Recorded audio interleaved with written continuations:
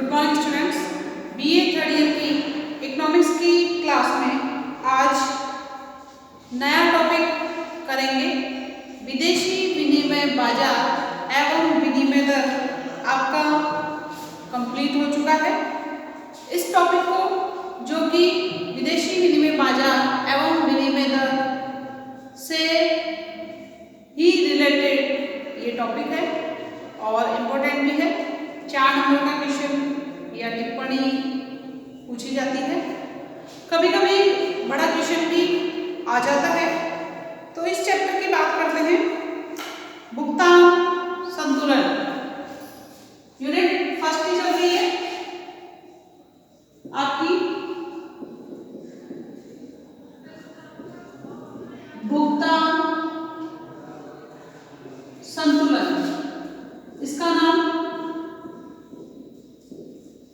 पिछली क्लास में जो कि विदेशी विनिमय बाजार एवं विनिमय दर चैप्टर था, उसके अंतर्गत आपने इसका नाम सुना है।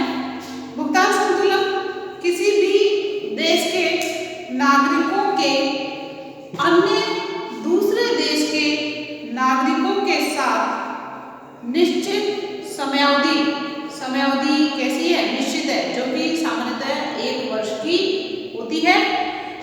उनमें हुए उस 1 साल में हुए जो भी समस्त आर्थिक सौदे के लेखे जोखे को, लेन देन को भुगतान संतुलन कहा जाता है।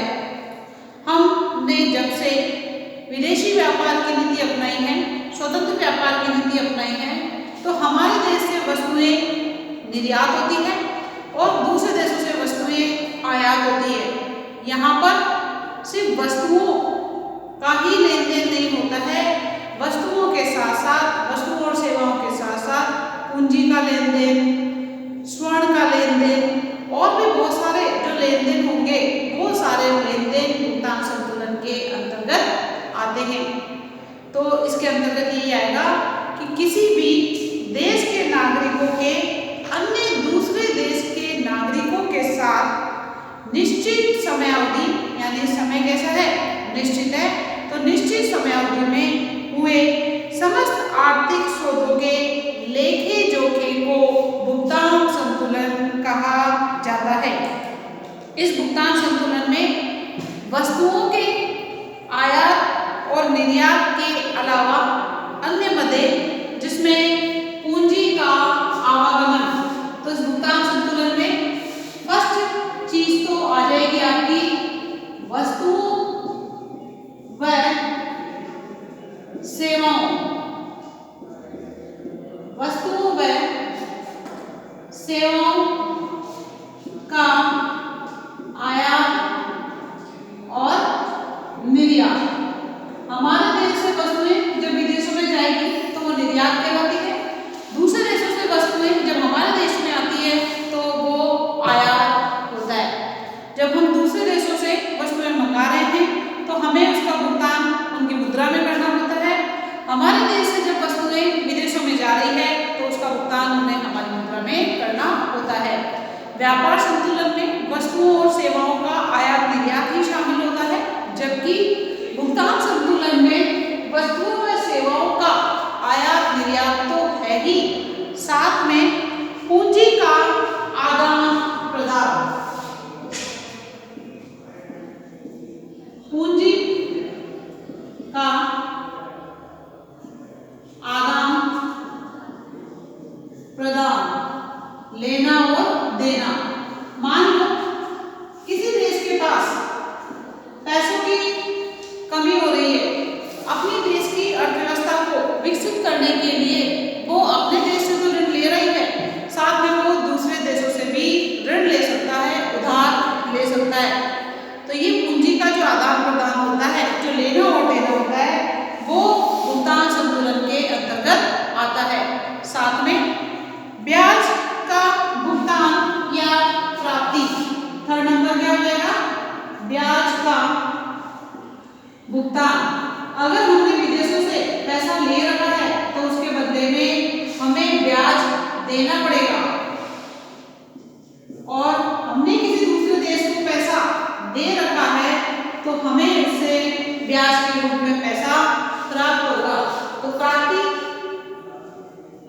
पूंजी को देने के बदले में, भुगतान पूंजी को लेने के बदले में, क्योंकि जो पूंजी का प्रतिफल होता है वो पूंजी का प्रतिफल क्या होता है, ब्याज तो होता है। इसके अलावा जहाजरानी सेवाएं, जहाज रानी सेवाएं, पर्यटन सेवाएं, पर्यटन से संबंधित जो भी देश और विदेश के अंदर गतिविधियां होती है वो सारा आपके भुगतान संतुलन के अंतर्गत आता है।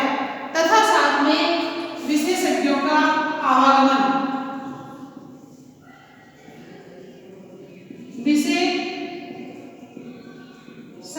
का आवागमन, जो भी साइंटिस्ट होते हैं, जो कि स्पेशलिस्ट होते हैं, अगर हमारे देश में विदेशी साइंटिस्ट वगैरह आ रहे हैं तो यहाँ पे आके वो जो काम कर रहे हैं वो काम के बदले उन्हें हमारे देश की करेंसी मिलेगी।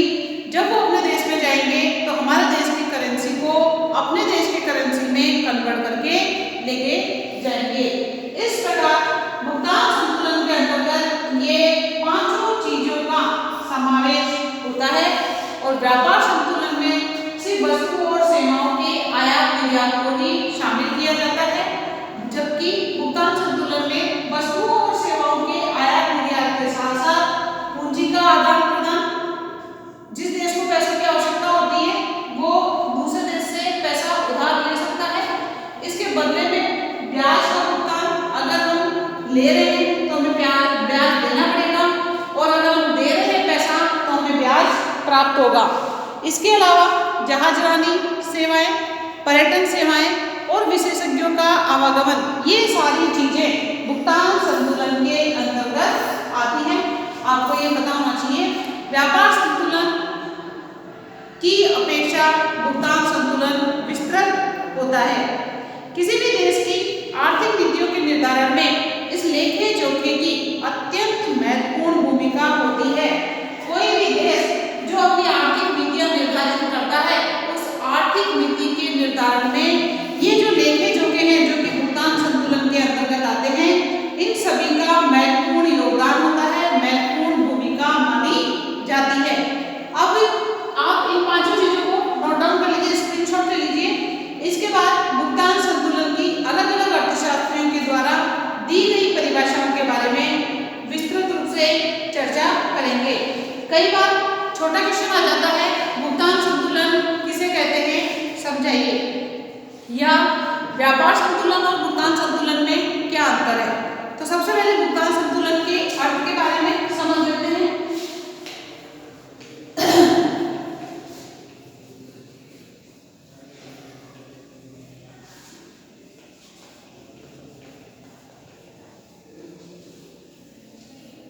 भुगतान संतुलन का अर्थ,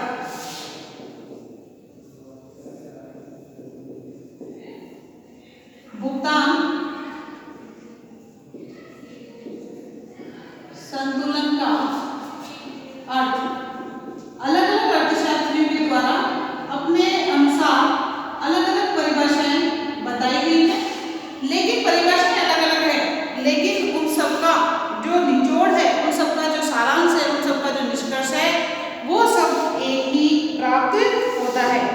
तो अलग अलग अर्थशास्त्रियों में जो परिभाषाएं दी गई है उसमें सबसे पहले जो अर्थशास्त्री है वो है किंडलबर्गर। नाम लिखिए, फर्स्ट किंडलबर्गर के अनुसार जो परिभाषा दी गई है उसके बारे में जो भी अर्थशास्त्री परिभाषाएं देते हैं उनको इनवर्टेड कॉमा में लिखते हैं। किंडलबर्गर क्या कहते हैं, किसी देश का भुगतान संतुलन उस देश के नागरिकों तथा विदेशी देश के निवासियों के मध्य एक समयावधि समझते हैं 1 वर्ष की होती है, एक समयावधि में होने वाले समस्त आर्थिक लेन देन का क्रमबद्ध विवरण होता है, जिसे ही भुगतान संतुलन कहते हैं। विवरण होता है, क्रमबद्ध ब्यौरा होता है, बात एक ही है। किंडलबर्गर के अनुसार परिभाषा लिखिए, किसी देश का भुगतान संतुलन इनवर्टेड कोमा में, किसी देश का भुगतान संतुलन। अब यहाँ पर दो देश, जब व्यापार दो देशों में हो रहा है तो किसी देश के भुगतान संतुलन उस देश के नागरिक तथा विदेशी, उस देश के नागरिक तथा विदेशी नागरिकों के मध्य तथा विदेशी नागरिकों के मध्य एक समयावधि, निश्चित समयावधि करो, यहाँ पर एक करो क्योंकि जिनके द्वारा परिभाषा दी गई है उसमें वही करेंगे के मध्य समयावधि, एक समयावधि फिक्स होती है, तो उस समयावधि में होने वाले, समयावधि में होने वाले समस्त, समस्त का मतलब सारे आ जाते हैं, तो समस्त या समग्र और सभी, बात एक ही है। समस्त आर्थिक लेन देन का, आर्थिक लेन देन का क्रमबद्ध ब्यौरा होता है, क्रमबद्ध ब्यौरा होता है। और इनवर्टेड कोमा क्लोज्ड, ये आपके भुगतान संतुलन की परिभाषा है। ब्यौरा नहीं कर दो, होता है नहीं करो, ब्यौरा है, ये भुगतान संतुलन कहलाता है और इनवर्टेड कोमा क्लोज कर देंगे। इस प्रकार किंडलबर्गर ने ये परिभाषा दी है। एक और परिभाषा जो कि अंतरराष्ट्रीय मुद्रा कोष के द्वारा दी गई है, नाम लिख लीजिए, अंतरराष्ट्रीय मुद्रा कोष। इन्होंने भी भुगतान संतुलन की परिभाषा दी है। ये भुगतान संतुलन की परिभाषा के बारे में देते हुए कहते हैं कि यह उस निश्चित समय, निश्चित अवधि में संबंधित देशों के नागरिकों के बीच समस्त आर्थिक लेन देन का क्रमबद्ध विवरण या क्रमबद्ध लेखा है। ये कहते हैं अंतरराष्ट्रीय मुद्रा कोष के अनुसार भुगतान संतुलन की परिभाषा। लिख लीजिए, इनके अनुसार यह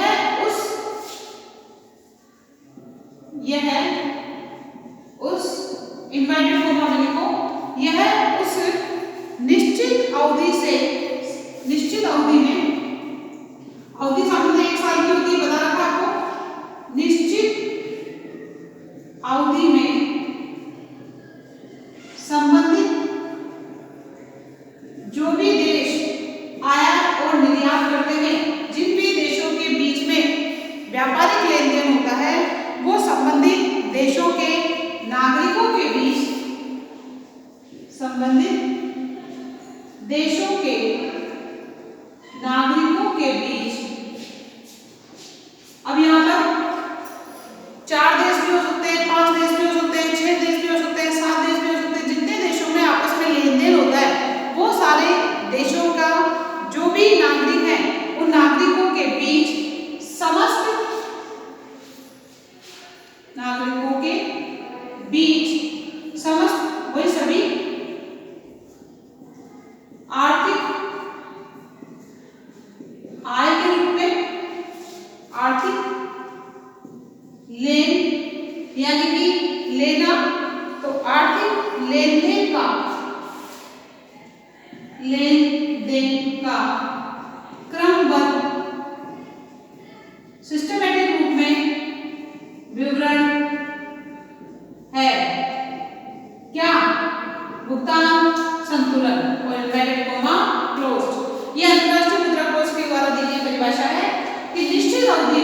अवधि वही आपको बता रखी मैंने। संबंधित देशों के नागरिकों के बीच, जितने भी देशों के बीच में जो व्यापार हो रहा है, उन सभी देशों के बीच में जो नागरिक हैं, देश के जो नागरिक हैं, उन सभी के बीच जो भी आर्थिक लेन देन होते हैं, और लेन देन भी कौन से, समस्त सभी, चाहे पूंजी के रूप में हो, चाहे वो आपका जहाजरानी सेवाओं के रूप में, पर्यटन सेवाओं के रूप में, विशेषज्ञों की सेवाओं के रूप में ले लो, वस्तुओं का आयात और निर्यात ले लो, जिसमें वस्तु और सेवाओं के आयात किया, जिसमें सारी चीजें जो मैंने 5 चीजें बताई थी मैंने आपको भुगतान संतुलन के अंतर्गत, उन सभी आर्थिक लेन देन का क्रमबद्ध विवरण है। आर्थिक का मतलब होता है ऐसी सेवाएं, ऐसी वस्तुएं जो कि आय से जुड़ी हुई होती है, जिनसे आय प्राप्त होती है, उन सभी का विवरण क्रमबद्ध रूप में भुगतान संतुलन के अंतर्गत होता है। ये अंतर्राष्ट्रीय मुद्रा कोष के द्वारा दी गई परिभाषा है। एक और अर्थशास्त्री है जो कि वॉल्टर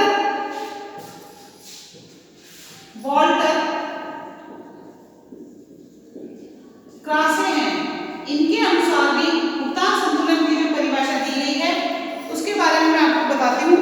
किसी देश का भुगतान संतुलन उस देश के निवासियों एवं शेष विश्व के निवासियों के मध्य, किसी भी देश के भुगतान संतुलन की अगर हम बात कर रहे हैं तो जिस देश के भुगतान संतुलन की बात करें उस देश के निवासी और दूसरे देश के जो निवासी होते हैं उनके मध्य एक दी हुई अवधि, वही समझता है 1 साल में पूर्ण किए गए समस्त आर्थिक लेन देन का एक व्यवस्थित विवरण अथवा लेखा है भुगतान संतुलन।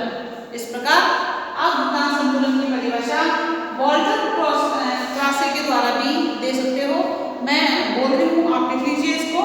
किसी देश का भुगतान संतुलन उस देश के निवासियों एवं विश्व के अन्य देशों के निवासियों के मध्य एक दी हुई अवधि, कोष्टक में सामान्यतः 1 वर्ष कर लो, एक दी हुई अवधि में पूर्ण किए गए समस्त आर्थिक लेन देन का एक व्यवस्थित विवरण अथवा लेखा है क्या भुगतान संतुलन। ये परिभाषा दी गई है वॉल्टर क्रासे के अनुसार, जो मैंने आपको बोल के लिखवा दी। कुल मिला के इन सभी परिभाषाओं का जो एक निचोड़ है, एक देश का दूसरे देशों के मध्य जो भी 1 साल में आर्थिक लेन देन होता है, उन समस्त आर्थिक लेन देनों का क्रमबद्ध रूप से जो विवरण प्रस्तुत किया जाता है, जो विवरण होता है या ब्यौरा होता है, वो आपका भुगतान संतुलन कहलाता है। इस प्रकार इन सभी परिभाषाओं के आधार पर, वैसे भी बहुत सारे अर्थशास्त्रियों के अनुसार परिभाषाएं हैं, लेकिन यहाँ पर हम 3 के अनुसार ही परिभाषा देंगे। इन सभी विशेषज्ञों या सभी अर्थशास्त्रियों के अनुसार दी गई भुगतान संतुलन की परिभाषा में भुगतान संतुलन में केवल और सिर्फ केवल आर्थिक सौदे ही सम्मिलित किए जाएंगे, जिनके अंतर्गत एक देश को दूसरे देश से या तो भुगतान प्राप्त करना होता है या भुगतान दूसरे देश को चुकाना होता है। इन तीनों परिभाषाओं का जो भी निचोड़ है वो है कि आर्थिक लेन देन जो किया जाता है, अब यहाँ पर जिस देश का भुगतान संतुलन पक्ष में होगा या जिस देश का प्लस में होगा वो दूसरे देश से प्राप्त करेगा, और जिस देश का माइनस में होगा उस दूसरे देश को, उस प्लस वाले देश को देना होता है। इस प्रकार इस भुगतान संतुलन की मेन जो बात है वो मेन बात यही है कि जो भी लेन देन होंगे वो लेन देन आर्थिक रूप में होंगे, इसके बदले में या तो इन्हें पैसा प्राप्त होगा या इन्हें पैसा देना होगा। इस प्रकार ये भुगतान संतुलन की सारांश के रूप में, निष्कर्ष के रूप में ये बात आती है कि जो भी लेन देन होंगे, जो आर्थिक लेन देन होंगे, उसके बदले में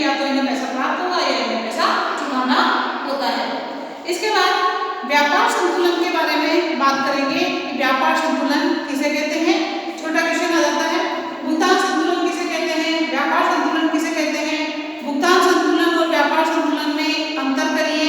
ये सारी चीजें इंपॉर्टेंट हैं जो कि क्वेश्चंस पूछे जाते हैं एग्जाम में। नेक्स्ट हेडिंग डालेंगे व्यापार संतुलन का अर्थ। पहले आप इसको स्क्रीनशॉट ले लीजिए।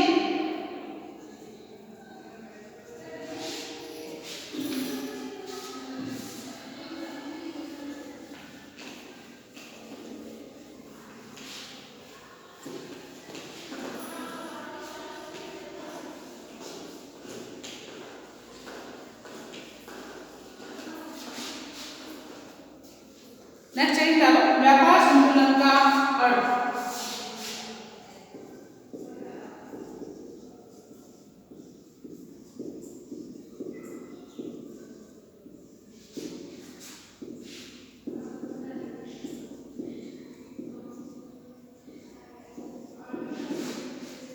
व्यापार संतुलन का छोटा अंश भुगतान संतुलन का छोटा अंश व्यापार संतुलन होता है।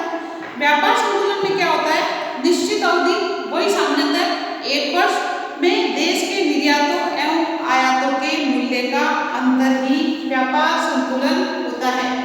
व्यापार संतुलन में 1 वर्ष के अंदर एक देश के निर्यात और आयातों के मूल्य का अंतर ही व्यापार संतुलन होता है। सामान्य शब्दों में लिख लीजिए, व्यापार संतुलन निश्चित अवधि,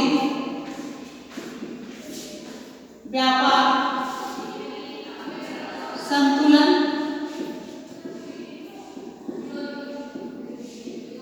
निश्चित अवधि सामान्यतः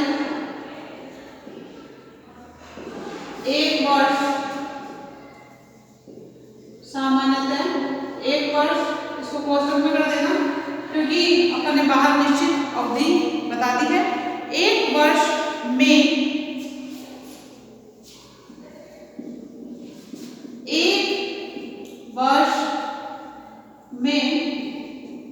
एक देश के निर्यातों एवं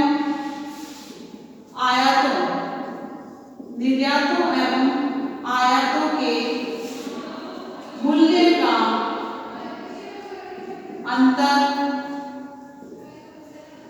है क्या, व्यापार संतुलन। इस प्रकार या इसके बारे में बता सकते हो। व्यापार संतुलन निश्चित अवधि जो कि सामान्यतः 1 साल की होती है में देश के निर्यातों एवं आयातों के मूल्य का अंतर व्यापार संतुलन होता है। इसे व्यापार संतुलन में केवल विदेशी व्यापार की दृश्य मदों को ही शामिल किया जाता है। तो जो भी जिन भी वस्तुओं का हम निर्यात कर रहे हैं और जिन भी वस्तुओं का हम आयात कर रहे हैं उनकी कौन सी मदें, दृश्य मदें।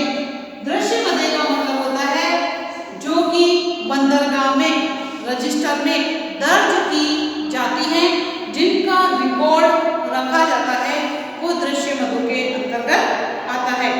संक्षेप में व्यापार संतुलन को निम्न गणितीय सूत्र के द्वारा बताया जाएगा। वो गणितीय सूत्र मैं यहाँ पर लिख रही हूँ। इसमें आपको ये समझना है कि जिन भी वस्तुओं और सेवाओं का आयात निर्यात होगा वो कौन सी मदें होगी, दृश्य मदें। और जो अदृश्य मदें होती है जो कि रजिस्टर में बंदरगाह में रजिस्टर में दर्ज नहीं की जा सकती है, वो अदृश्य मदों में आती है। और जिन भी अदृश्य वस्तुओं और सेवाओं का जो आयात निर्यात होगा वो किसमें जाएगा, भुगतान संतुलन के अंदर जाएगा।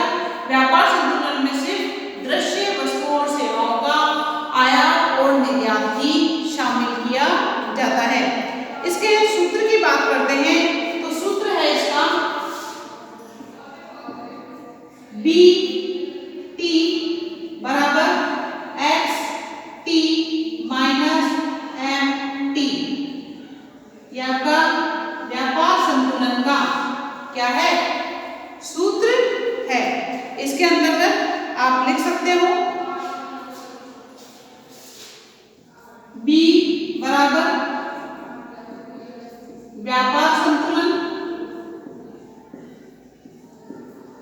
एक्स बराबर निर्यात, एम बराबर आयात और टी का मतलब होता है समय विशेष।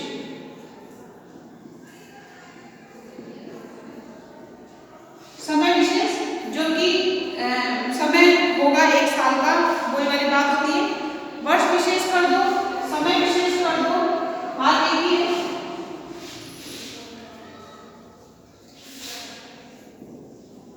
इस प्रकार आप इसे सूत्र के द्वारा व्यापार संतुलन के बारे में बताकर परिभाषा बताकर सूत्र के द्वारा स्पष्ट कर सकते हो। इसके अलावा कुछ अर्थशास्त्री हैं जिन्होंने व्यापार संतुलन की परिभाषा दी, उसके बारे में चर्चा करेंगे।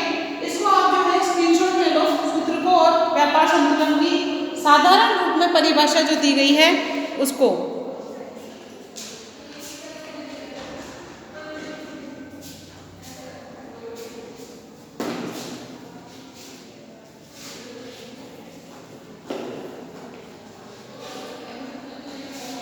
व्यापार संतुलन का अर्थ इसमें डाल दीजिए आगे, विभिन्न अर्थशास्त्रियों के द्वारा दी गई परिभाषाएं। विभिन्न अर्थशास्त्रियों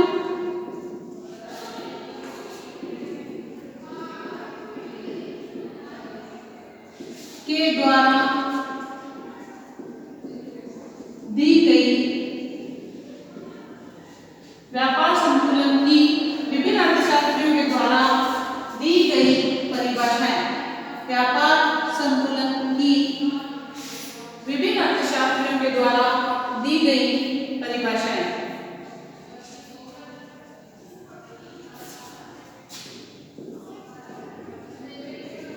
ये हेडिंग डाल दीजिए। इसमें अपन अलग अलग अर्थशास्त्रियों के द्वारा जो परिभाषाएं दी गई है उसके बारे में चर्चा करेंगे। इसमें 2-3 अर्थशास्त्रियों की परिभाषा के बारे में देखेंगे। इसमें एक अर्थशास्त्री है जो कि बेनहम और दूसरे हैं सैमुअलसन। बेनहम और सैमुअलसन जो कि महान अर्थशास्त्रियों में इनका नाम आता है। इन दोनों के द्वारा दी गई परिभाषाओं के बारे में चर्चा की जाएगी कि इन्होंने व्यापार संतुलन के बारे में क्या परिभाषाएं दी है। सबसे पहले हेडिंग डालिए, बेनहम के अनुसार दी गई परिभाषा। किसकी? व्यापार संतुलन की। बेनहम के अनुसार, वो इन्वर्टेड कॉमा में लिखना है। आपको बता चुकी हूँ कि जो भी अर्थशास्त्रियों के द्वारा परिभाषा दी जाती है उसको इन्वर्टेड कॉमा में लिखना है। बेनहम क्या कहते हैं?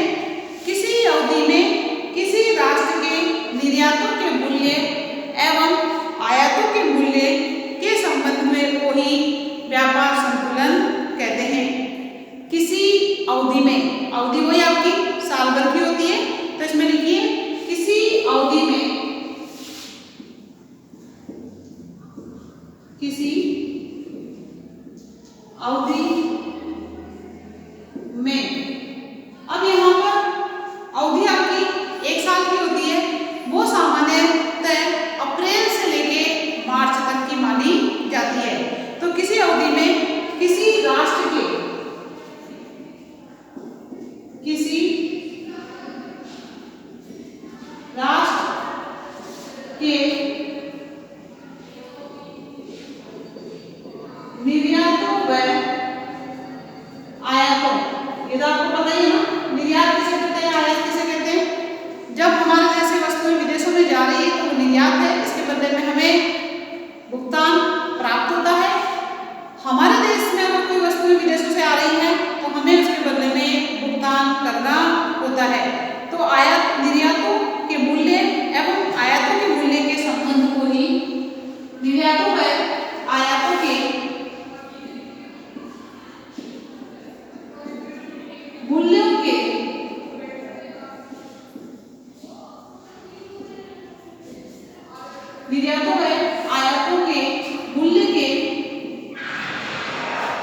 संबंध को ही व्यापार संतुलन कहा जाता है। तो ये इनवर्टेड कॉमा क्लोज्ड हो गई परिभाषा की। इसके अंतर्गत दो बातें बताई गई है। यदि निर्यातों का मूल्य आयातों के मूल्य से अधिक है तो व्यापार संतुलन आधिक्य का होगा। मैंने इसमें तीन बातें बताई है। यदि निर्यात ज्यादा है आयात से तो हमारा व्यापार संतुलन कैसा रहेगा? आधिक्य का, आधिक्य। सेकंड बात है, यदि एक्सपोर्ट और इंपोर्ट बराबर है तो हमारा व्यापार संतुलन में रहेगा, बराबर।